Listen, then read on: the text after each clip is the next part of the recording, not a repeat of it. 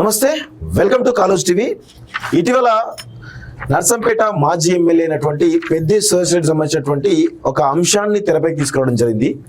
So 2016-17లో పల్లెనిద్ర పేరిట అప్పుడు civil supply చైర్మన్గా ఉన్నటువంటి పెద్ది సురేష్ రెడ్డి ఇక్కడ బాధితులు మన దగ్గర ఉన్నారు, మోహన్ రెడ్డి గారు, అదేవిధంగా వెంకటరెడ్డి గారు.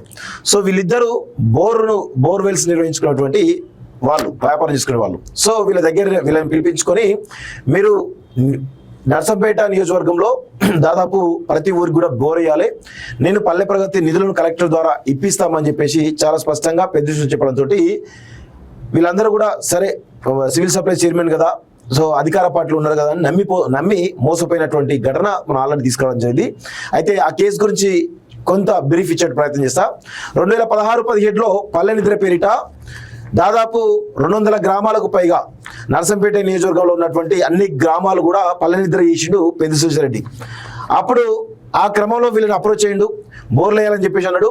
ఎక్కడ పల్లెనిద్ర చేస్తే ఆ పల్లెనిద్ర అయిపోయిన వెంటనే అక్కడ బోర్ పడేది, అంటే అక్కడ హామీలు ఇచ్చేది, నా తరపున నేను బోర్లు వేపిస్తా అని చెప్పేసి పెద్ది సురేష్ రెడ్డి హామీలు ఇచ్చేది. అట్లా మొత్తం నియోజకవర్గం మొత్తం కూడా దాదాపు 2-3 నెలల పాటుగా పల్లెనిద్రలు చేసి 154 బోర్లు వేయడం జరిగింది. సో దానికి సంబంధించి ఒక్క రూపాయి కూడా పెద్ది సురేష్ రెడ్డి కానీ, లేకపోతే ప్రభుత్వం తరఫున కానీ, లేకపోతే కలెక్టర్ తరఫున కానీ, లేకపోతే ఆనాడు సివిల్ సప్లై చైర్మన్ ఉన్నటువంటి ఆ కార్పొరేషన్ నుంచి కానీ, లేకపోతే ఆయన ఎమ్మెల్యే అయిన తర్వాత కానీ ఒక్క రూపాయి కూడా వీళ్ళకి ఇచ్చినటువంటి దాఖలాలు లేవు. అయితే దానికి సంబంధించి మనం అందరం కూడా అప్రోచ్ అయినాం, నేను కాంటాక్ట్ చేసే ప్రయత్నం చేస్తే ఫోన్ లిఫ్ట్ చేయలేదు, తర్వాత కూడా మాట్లాడలేదు. తర్వాత వేరే వాళ్ళతోటి వీళ్ళు అసలు ఆధారం లేకుండా మాట్లాడుతున్నారు, వీళ్ళకి అసలు ఏం తెలియదు, వీళ్ళకి ఆల్రెడీ 40 లక్షల రూపాయలు వచ్చని చెప్పేసి కొంత మమ్మల్ని కన్విన్స్ చేసే ప్రయత్నం చేశారు. కానీ మేము ఆ వీడియోని అట్లే ఉంచడం జరిగింది. దానికి సంబంధించినటువంటి ఆధారాలు కూడా తీసుకురామని చెప్పేసి వీళ్ళకి చెప్పడంతో ఈరోజు రావడం జరిగింది.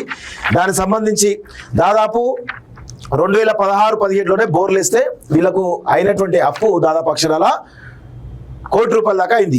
సో అది 8 సంవత్సరాల వరకు చూసినట్లయితే దాదాపు వీళ్ళకు అప్పుల మీద అప్పులు, వడ్ల మీద వడ్డీలు పడి దాదాపు 130 మంది దగ్గర అప్పులు తీసుకున్నారు వీళ్ళు. సో దానికి సంబంధించిన డేటా మొత్తం కూడా మనం ఆల్రెడీ గత వీడియోలో చెప్పడం జరిగింది. సో దాదాపు ఇప్పటి వరకు కూడా దాదాపు 4-5 కోట్ల రూపాయల వసూళ్లు రావాల్సినటువంటి అవసరం అయితే ఉంది. అదేవిధంగా అప్పుల పాలైపోయి రోడ్ల మీద పడినటువంటి విషయం చూస్తా ఉన్నాం. సో దీనికి సంబంధించి పెద్ది సురేష్ రెడ్డికి ఇంత కూడా నిమ్మకు నీరెత్తిన కూడా కనబడట్లేదు. దాదాపు 40-50 రోజులుగా వీళ్ళు నర్సంపేటలో అనేకమైనటువంటి నిరాహార దీక్షలు రోజు చేస్తున్నప్పుడు కూడా ప్రభుత్వం స్పందించడం లేదు, ఇటు పెద్ది సురేష్ రెడ్డి కూడా నిమ్మకు నీరెత్తిన కనబడతా ఉంది. సో ఇంత మోసం చేసినటువంటి ఈ మోసగాడు ఎవరైతే ఉన్నారో, ఈ మోసగాడిని సంబంధించినటువంటి నర్సంపేట ప్రజలు మరి ఈ మోసగాడిని ఎట్లా చూస్తారు? ఈ ఇంత పెద్ద ఎత్తున తెలంగాణ ఉద్యమకారుడు, టీఆర్ఎస్ పార్టీ, నేను వరంగల్ జిల్లా అధ్యక్షుడు చెప్పినటువంటి పెద్ది సురేష్ రెడ్డి ఉద్యమకారుడిగా తనకు ఆల్రెడీ ఉద్యమ చరిత్ర ఉన్నది. ఉద్యమంలో కేసీఆర్ ఈ పెద్ది సురేష్ రెడ్డి ఏం చెప్పారు? ఇలాంటి వాళ్ళు మోసం చేయమని ఏమైనా చెప్పిండా? లేకపోతే తెలంగాణ ఉద్యమంలో ఇలా మోసం చేయాలని చెప్పేసి ఏమైనా చెప్పారా? ఏం చెప్పారని చెప్పేసి ఈరోజు మీరు వీళ్ళకు అన్యాయం చేస్తున్నారు, అడిగితే దౌర్జన్యం చేస్తా ఉన్నారు. ఇంటికి పోతే డ్రైవర్లతో వాళ్ళతో SC/ST అడ్రస్ పెట్టిస్తాం, లేకపోతే ఇంకేమైనా దౌర్జన్యం చేస్తామని చెప్పేసి బెదిరింపు ధోరణిగా కనబడతా ఉంది పెద్ది సురేష్ యొక్క వ్యవహారం. సో మరి ఇలాంటి దొంగను మరి గతంలో ఒకసారి గెలిపించారు ఎవరు? నర్సంపేట ప్రజలు. సో ఇప్పుడు వీళ్ళు న్యాయం కోసం ఇక్కడికి రావడం జరిగింది. సో ఖచ్చితంగా ఈ ఇష్యూని ఇప్పట్లయితే వదలము. ఖచ్చితంగా దీన్ని ఆయనకు సంబంధించినటువంటి ఆడియోలున్నాయి, ఆయనకు సంబంధించిన వీడియోలున్నాయి, అన్ని రకాలుగా ప్రూఫ్స్ తోటి వీళ్ళు రావడం జరిగింది. సో వీళ్ళు ఈ యొక్క అంశం తేలేదాకా, వీళ్ళకు న్యాయం జరిగేదాకా వీళ్ళ ఎంబడి మాలాంటి ఛానల్స్ కూడా వీళ్ళ ఎంబడి ఉంటాయి. ఖచ్చితంగా వీళ్ళు అడిగి ఎలాంటి ప్రూఫ్స్ తీసుకొచ్చారో తెలుసుకో ప్రయత్నిద్దాం. అన్న చెప్పండి, అసలు మీరు ఎలాంటి ప్రూఫ్స్ తీసుకురావడం జరిగింది, ఏంది అసలు అప్డేట్? అప్పుడు గట్టిగా మాట్లాడి బోర్లు వేసినప్పుడు ఏఈ మెజర్మెంట్ చేసిన మొత్తం, అవును, వాళ్ళ ఫోటోలు ఉన్నాయి, అవును, బోర్ కాడ ఫోటో ఉన్నది. ఓకే ఓకే, అక్కడ లోకల్ వాళ్ళందరూ అది మాట్లాడిండ్రు మీడియాలో. ఓకే, మొత్తం బోర్లు వేసింది ఎవరు అంటే అంత ఆన్సర్ చెప్పారు వాళ్ళంతా. అవును, అప్పుడు ఎందుకు వేసిందని అడిగితే కూడా ఇది పల్లె ప్రగతి ప్రోగ్రామ్ పెట్టినప్పుడు వేసిండ్రు, బోర్వెల్ మోహన్ రెడ్డి వాళ్ళు, వెంకటరెడ్డి వాళ్ళు అని చెప్పారు అక్కడ లోకల్ వాళ్ళందరూ. ఓకే, ఆయన ఆ పల్లె ప్రగతి ప్రోగ్రామ్ పెట్టుకొని బోర్లు వేయించుకున్నాడు. అయిపోయినాక ఇక పైసలు ఇస్తా అన్నాడు. అప్పుడు 2 నెలలకు అది ఫిట్ చేయండి ఇస్తా అన్నాడు. అప్పటి నుంచి ఇక తిప్పుకొని ఇప్పుడు 10 సంవత్సరాలు అవుతుంది. ఇక అసలు ఇస్తలేడు, దగ్గరికి రానిస్తలేడు. మా ఫోన్లు పనిచేయి బ్లాక్ లో పెట్టిండు.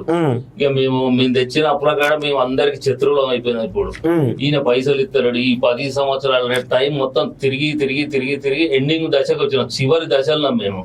అయినా పట్టించుకుంటలేడు. ఎన్నిసార్లు చెప్పినా మేము ఆడ నిరసన. ఇప్పుడు 61 రోజు యాటికి దాన్ని చూసినా కానీ పట్టించుకుంటలేడు, అసలే పట్టించుకుంటలేడు. మిస్గైడ్ చెప్తాండు. ఏమనంటే మేము అప్పుడే వేసినాం, అప్పుడే ఫ్రొజ్జింగ్ ఇచ్చినాం అని అంటాడు. ఆ ఫ్రొజ్జింగ్ 40 లక్షలకు ఇచ్చిండు 2023 ఎండింగ్ లా. ఎలక్షన్ కోడ్ 3 రోజులకు వస్తుందని ఇచ్చిండు. అది ఎంబటే ల్యాబ్స్ అయిపోయి ఈ 3 రోజులలో వర్క్ ఎట్లా చేస్తారు మీరు అని దాన్ని ల్యాబ్స్ చేసిండు. ఎలక్షన్లు అయిపోగానే దాన్ని మేము ఇచ్చినాం ఇప్పుడున్న ఎమ్మెల్యే చేస్తలేడు అని ఎమ్మెల్యే మీద పెడతాండ్రు. 8 సంవత్సరాలు ఆయన ఉన్నాడు, 8 సంవత్సరాలు చేయలే. ఇప్పుడు 2 సంవత్సరాల చిల్లర అయింది. ఈయన ఎట్లా చేస్తాడు? ఆయనకు పని చేసినాం మనం, ఆయన ఇప్పించే బాధ్యత అది. ఆయన పైసలు ఇస్తా అన్నాడు, పైసలు ఇవ్వలేదు, ప్రొసీడింగ్ ఇవ్వలేదు, ఏటు కాకుండా చేసినాడు. మమ్మల్ని బజార్లు వేసినాడు. ఆ 8,66,00,000 సిడిపి గ్రాంట్ ఉండే అది ల్యాబ్స్ అయింది అంటాడు. అది ల్యాబ్స్ అయిందా ఇడిపించుకున్నాడా తెలుస్తలేదు. ఆ పైసలు అంత మోసము. ఇది ఆ లోకలతోటి చెప్పిస్తాడు, ఏదన్నా ఒకటి మీడియా తోటి చెప్పిస్తాడు. ఏంటంటే మేము అప్పుడే ప్రొసీడింగ్ ఇచ్చినాం, ఇది మా మీద బురద చల్లుతాను కాంగ్రెస్ వాళ్ళ. మేము బాధతోటి ఉండి మేము చేసుకుంటాను. అది మేము ఇంటికి తాళం వేసి ఇప్పుడు 12 నెలలు మహేశ్వరంలో మా భూములు దున్నుకుంటాను. నర్సంపేట తాళం వేసినాం 5-6 నెలలు సెటర్కు. బోర్మన్లు అమ్ముకున్నాం. అంతా మేము బజార్లో పడ్డాం, పిచ్చోళ్ళ లెక్క తిరుగుతాం. లాస్ట్ దశలున్నాం. వాళ్ళకు చెప్పినాం పెద్దలకు, టిఆర్ఎస్ పార్టీ పెద్దలు, కేసీఆర్, కేటీఆర్, హరీష్ రావు, ఆ తెలంగాణ భవన్ లో ఇన్ఛార్జ్ లీగల్ సెల్ అందరు చెప్పినాం. వినోద్ కుమార్ రావు సార్ అందరు చెప్పినాం. చెప్తే వాళ్ళు ఏం పట్టించుకుంటలేరు. అసలు ఇంత పెద్ద కథ ఇది అంటే కూడా పట్టించుకుంటలేరు. పార్టీ కోసం చేసినాం, అప్పుడు మేమెత్తనే ఎమ్మెల్యే గెలిచిండన్నా కానీ వాళ్ళు పట్టించుకుంటలేరు అసలే. వాళ్ళు మరి ఇది చిన్నదాన్ని పరిష్కరించకపోతే వాళ్ళు ఎట్లా నాయకులో నాకైతే అర్థమైతే లేదు. వాళ్ళు ఎట్టి పరిస్థితుల్లో దీన్ని పరిష్కరించాలి పెద్దలు. హరీష్ రావు అయితే దగ్గరకే రానిస్తలేడు. ఆయన ఏదో పోయినట్టుగా ఫీల్ అవుతాడు. ఆయన మొత్తం ఏడు ముఖం పెట్టుకొని సీరియస్ అవుతాడు మా మీద. పెద్ద నాయకుడు అని అందరు చెప్పుకుంటారు హరీష్ రావును గాని, ఈ చిన్న సమస్యను పరిష్కరిస్తలేడు. దగ్గరికి పోతే ఏందో అర్థమైతే లేదు. వాళ్ళు ఎవరి దగ్గరికి రానిస్తలేరు. అసలు 10 సంవత్సరాల కంటే తిరిగి అసలు మీరు బోర్లు వేసిన అనడానికి ఆధారాలు ఒకసారి నాకు చూపించండి. ఉన్నాయి కదా మీ దగ్గర?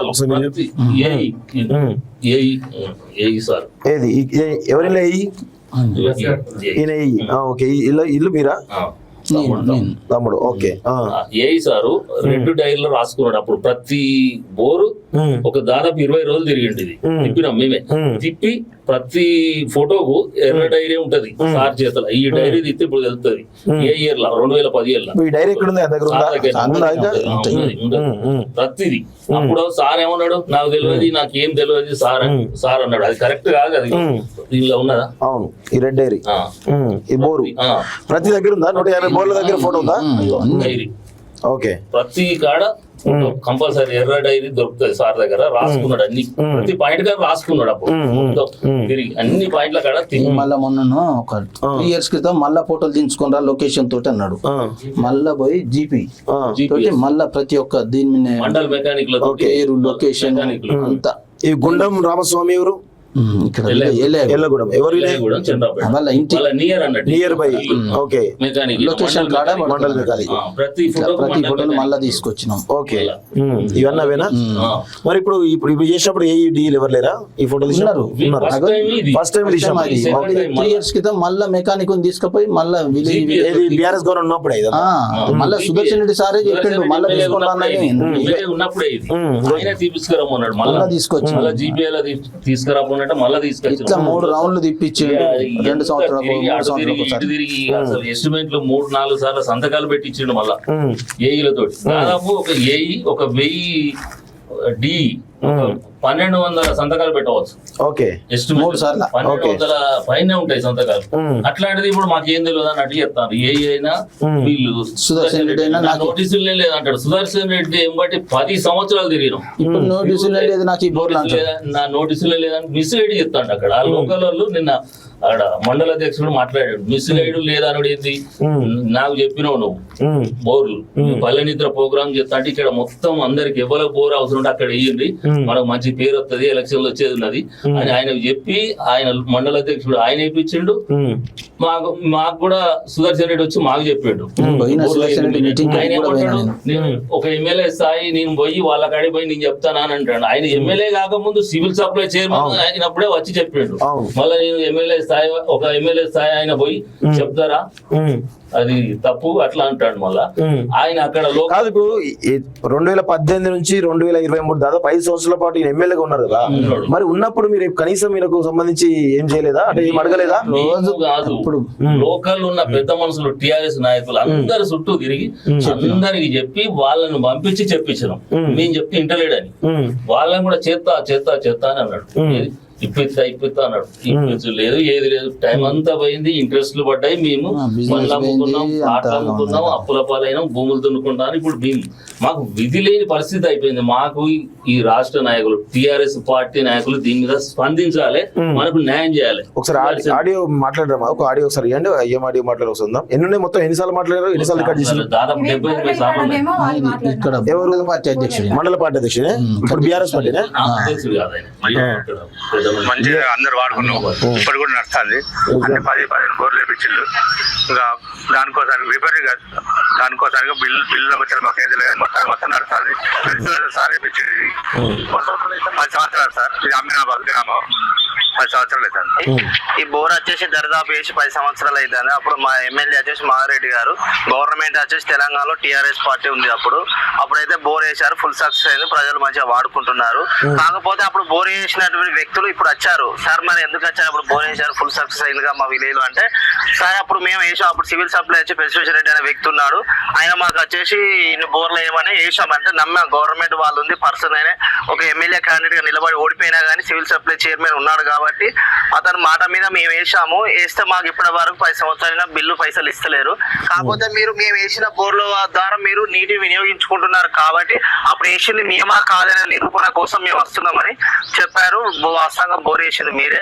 ఈ బోర్ వేయడం వల్ల ఈ విలేజ్ లో 2-3 బోర్లు వేశారు, అవి మంచిగా 8 బోర్లు వేశారు. నాకు తెలిసేది ఇక్కడ మెయిన్ రోడ్ మంచి సెంటర్ లో బోర్లు వేశారు, లోపల కూడా వేశారు. కాకపోతే ఏంటంటే మంచి నీటి మంచిగా వాడుకున్నారు. కాకపోతే ఆయన నమ్మి మీరు వేసినందుకు మీకు మాత్రం డబ్బులు చెల్లించాల్సి ఉంటుంది. అమినాబాద్ విలేజ్. సో ఇట్లా ప్రతి విలేజ్ లో కూడా ప్రతి విలేజ్ బోర్ దగ్గరికి పోయి అక్కడ రైతులతోటి అక్కడ ఉన్నటువంటి గ్రామవాసులతో మాట్లాడినటువంటి ప్రూఫ్స్ కూడా, అంటే వాళ్ళు వీళ్ళు వేయించారా లేదా అని చెప్పి చాలా స్పష్టంగా చెప్తున్నారు. ఒకసారి పెద్ద శేషుడు ఏం మాట్లాడుతున్నా ఒకసారి ఫోను అద్భుతం, మళ్ళీ చెప్తాను ఫోన్.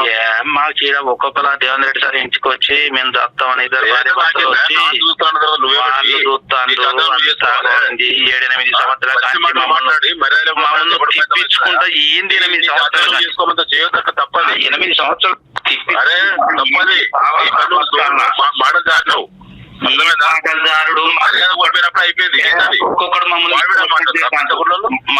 ఒక్కొక్కడు ఇష్టం వచ్చినట్టు పిచ్చకుంట్లో అని మాట్లాడుతూ కులాన్ని దూషించే విధంగా ఈ రెడ్డి అహంకారం కనబడతా ఉంది క్లియర్ గా ఆయనకి. సో వీళ్ళు కూడా పాపం రెడ్లే మళ్ళీ రెడ్లే మోసం చేస్తున్న విషయం కనబడతా ఉంది. ఒకసారి చూడండి.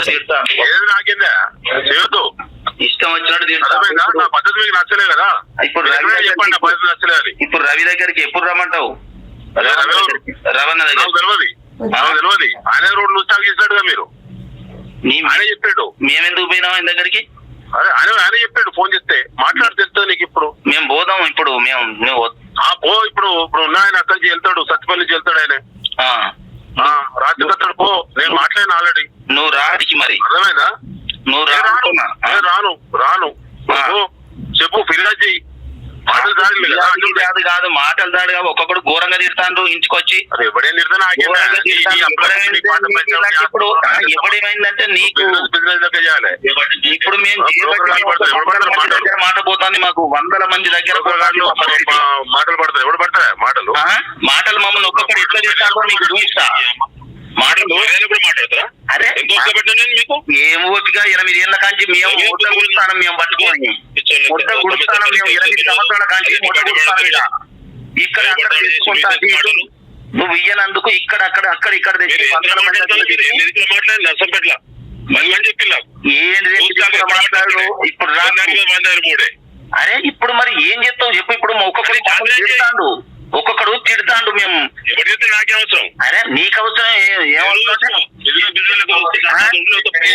ఏం చేస్తావు రవి చెప్పిన పో ఏం చెప్తున్నావు రవి తెలుస్తుంది నీకే నువ్వు రవికి చెప్పుడు కాదు మా ప్రాబ్లం క్లియర్ చేయి నువ్వేం చెప్తావో మా పరిస్థితి ఘోరం ఉన్నది మేము అందరం ఎవరు చేయడా మీరు గంట కొద్ది మాట్లాడతాను సంవత్సరాల తరబడి ఆగమా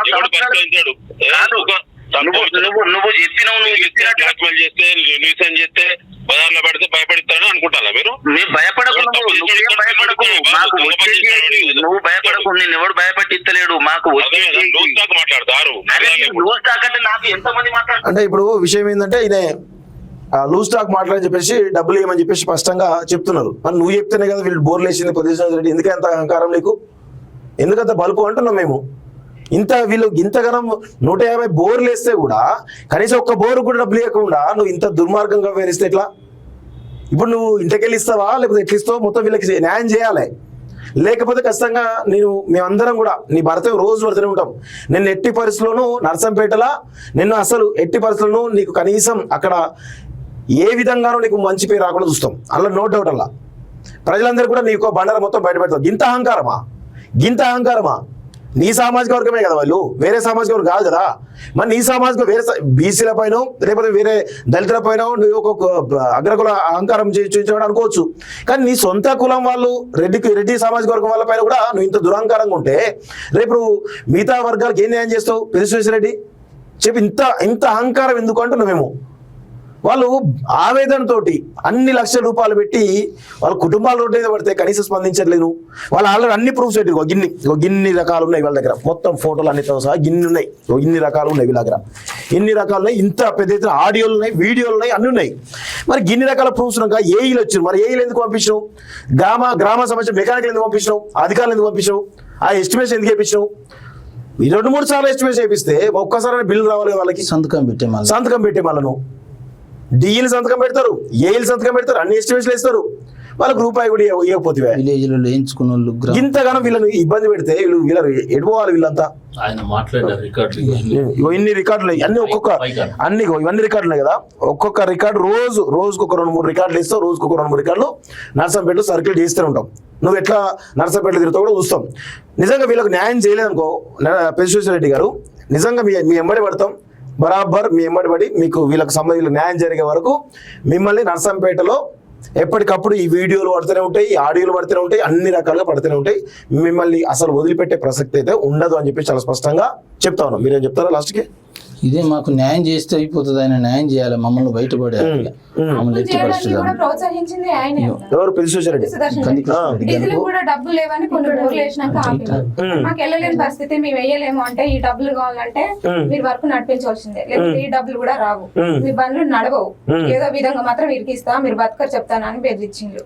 అట్లా నాయకులను 24 గంటలు షాప్ లో కూర్చొని మాట్లాడించి చెప్పి బలవంతంగా బోర్లు వేసుకొని ఇవాళ మాత్రం మాకు ఓడిపించారు. ఫోన్ అక్కడ ఉంది, మీరు చేయండి. మాట్లాడతారు. ఎవరిని? మండల అధ్యక్షుడు, చర్రాపేట మండల పెద్ద ఆయన కూడా తీసేస్తాను. ఓకే. మండల అధ్యక్షుడు చాలా మంది వచ్చిందన్న మొన్న ప్రెస్ మీట్ పెడితే కూడా చాలా మంది వచ్చి స్పందించిండ్రు. ఇది న్యాయం కాదు, మాకు కూడా భార్య పిల్లలు ఉన్నారు కదా, మేము అట్లా ఆగం చేయలేము, మేము ఉన్నాము, మీరు వెళ్ళండి మాట్లాడతాం.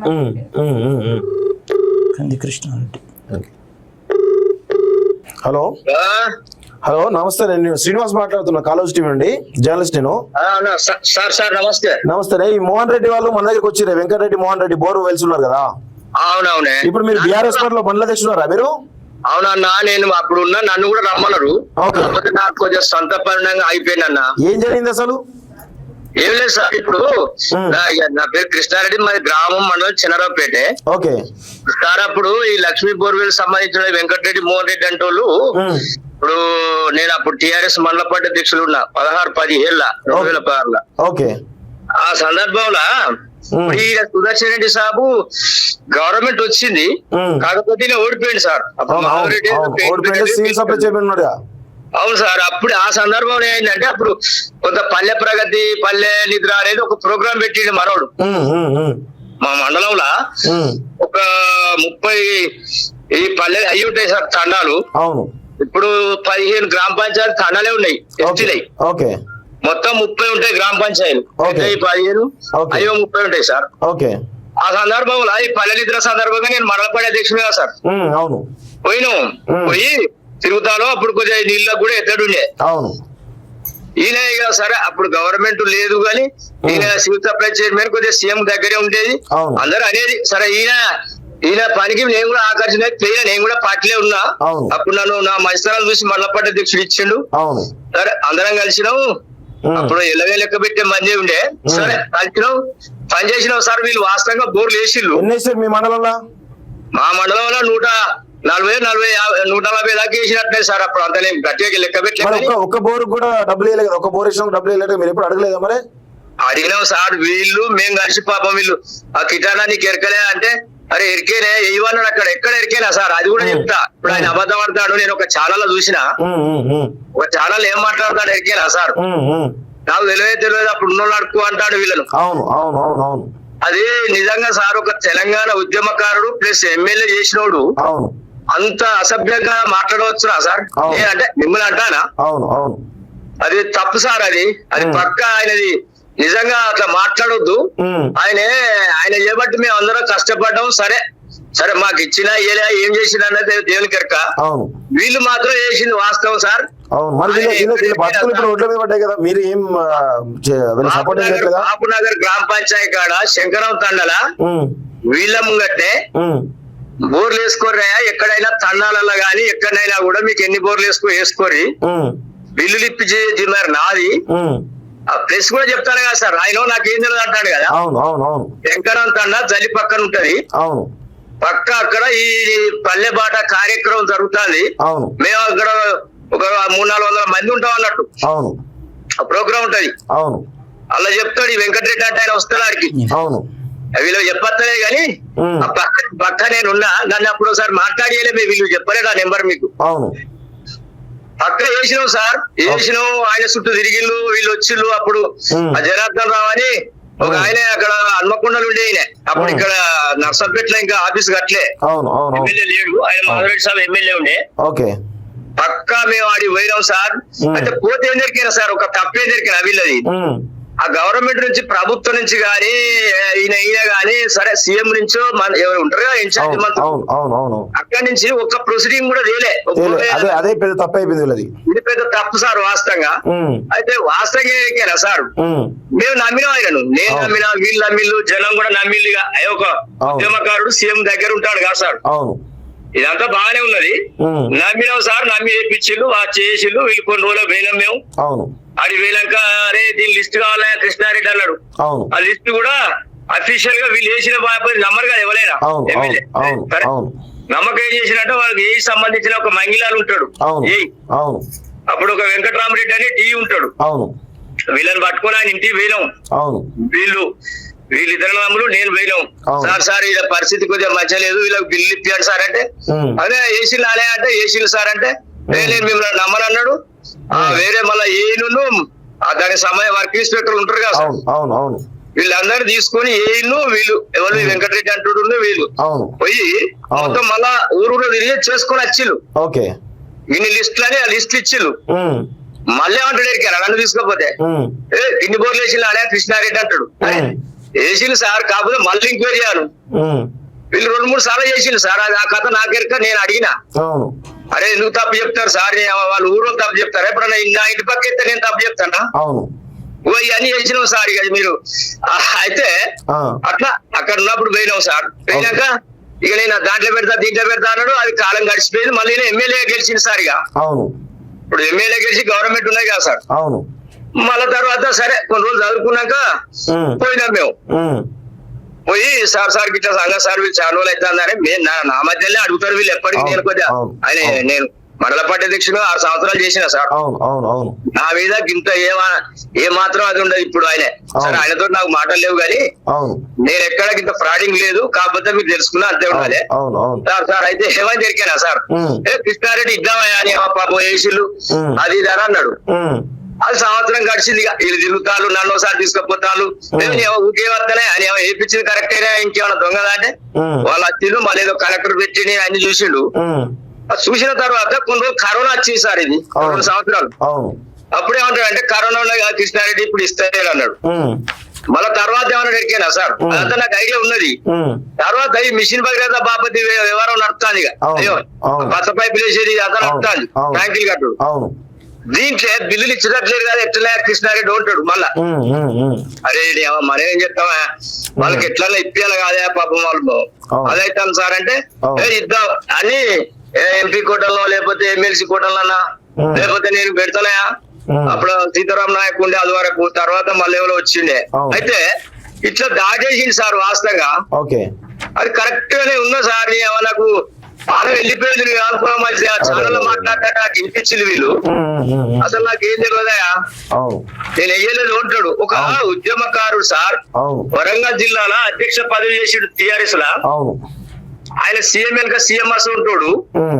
గంట అబద్ధం అనొచ్చున్నారు సార్ వీళ్ళు. ఇప్పుడు అప్పుడున్న 90 లక్షలు 93 లక్షలు 95 వేసుకో సార్. అప్పటి నుంచి మిత్తిలో అయినాయి కదా, గంజెట్ అయినాయి అని మళ్ళీ కూడా నాతో ఇక్కడ మొన్న సార్ నేను మర్చిపోయినా.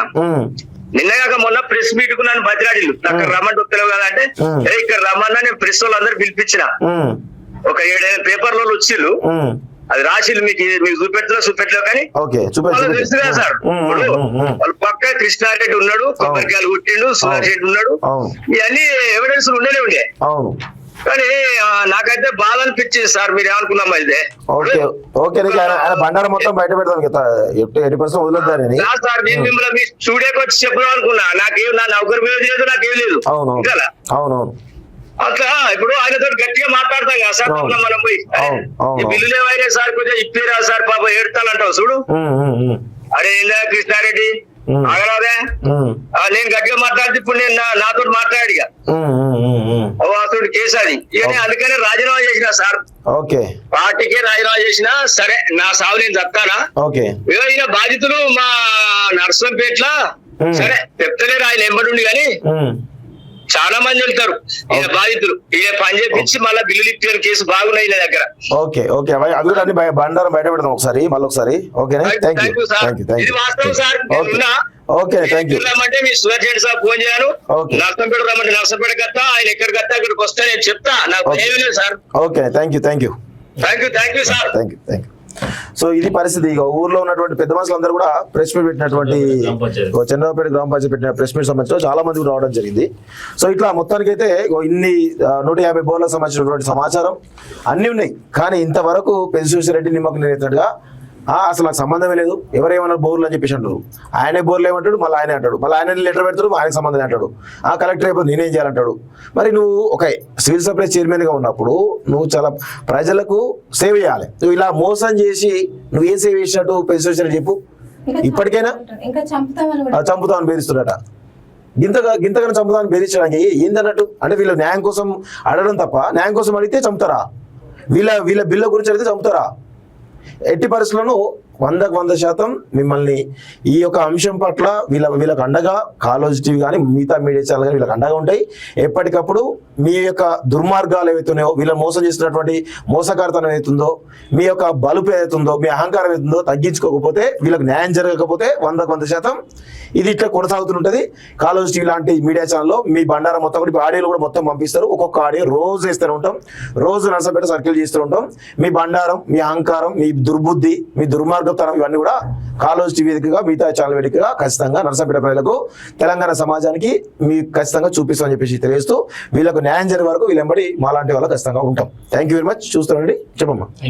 ఇప్పుడున్న గవర్నమెంట్ మీద పెడతాడు వాళ్ళు ఇస్తారు కదా, మాకేం సంబంధం? అసలు ఏం లేని ఎట్లా ఇస్తారు వాళ్ళు? సంవత్సరాలు ఆయన ఉన్నాడు, పట్టించుకోలేదు అసలు.